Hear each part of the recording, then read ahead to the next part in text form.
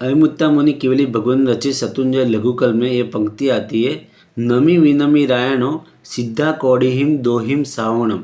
जहाँ पर आदिनाथ परमात्मा जो मूल तलेटी है घेटी की पाग, वहाँ से भगवान का आवागमन हुआ था पूर्व 99 बार, यानी फागण सुदी अष्टमी के दिन ही, और कोई दिन नहीं, पर सिर्फ फागण सुदी अष्टमी के दिन एक पूर्व यानी 70,560 अब्बस साल होता है, उसको मल्टीप्लाई 99 करो, इतनी बार भगवान रायण वृक्ष के यहाँ समूह बस रहे थे।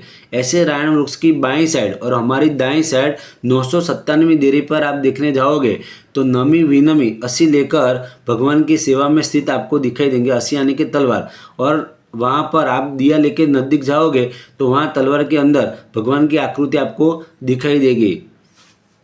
ऐसे नमी विनमी जो कच्छ महाकच्छ के पुत्र थे, वो भगवान की आज्ञा से, जब भगवान राज्य कर रहे थे तब भगवान की आज्ञा से कुछ कार्य करने के लिए गए थे, और कार्य समाप्ति के बाद जब आए तब भगवान दीक्षित हो गए थे और भगवान की वहाँ पर आकर सेवा करने लगे और भगवान के पास याचना करने लगे कि हमें राज्य दो, हमें यह वैभव दो।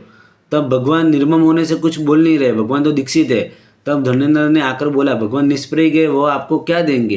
तब नमी विनमी ने बोला कि हाँ, हमने स्वामी किया है, इसके अलावा और हमें कोई स्वामी नहीं चाहिए। हम याचना करेंगे तो सिर्फ यहाँ पर करेंगे, अन्यत्र हम कहीं नहीं जाएंगे। क्या कल्पवृक्ष को छोड़कर कोई बावल की चाहना रखता है क्या?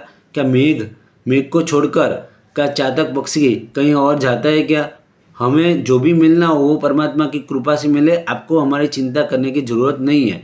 तब धनेन्द्र ने हर्षित होकर उनको 16,000 विद्याएं दी और वैताद्य पर्वत के दक्षिण और उत्तर श्रेणी के राज्य दिए और बोला कि यह आपको परमात्मा की कृपा से प्राप्त हुआ है, आप यह रखो। और नमी विनमी वहाँ पर रहते हुए, वहाँ पर जब भरत चक्रवर्ती ने अपने नाम से अंकित तीर वहाँ पर डाला और 12 साल तक युद्ध चला, आखिर में पराजय पाकर विरक्त होकर भगवान के साथ व्रत अंगीकार की प्रवज्ञा ली और नमी विनमी फागण सुदी दशम के दिन यहाँ पर 2 विद्याधर राजाए नमी विनमी 2 करोड़ मुनि भगवान के साथ सिद्धि पद को प्राप्त किया।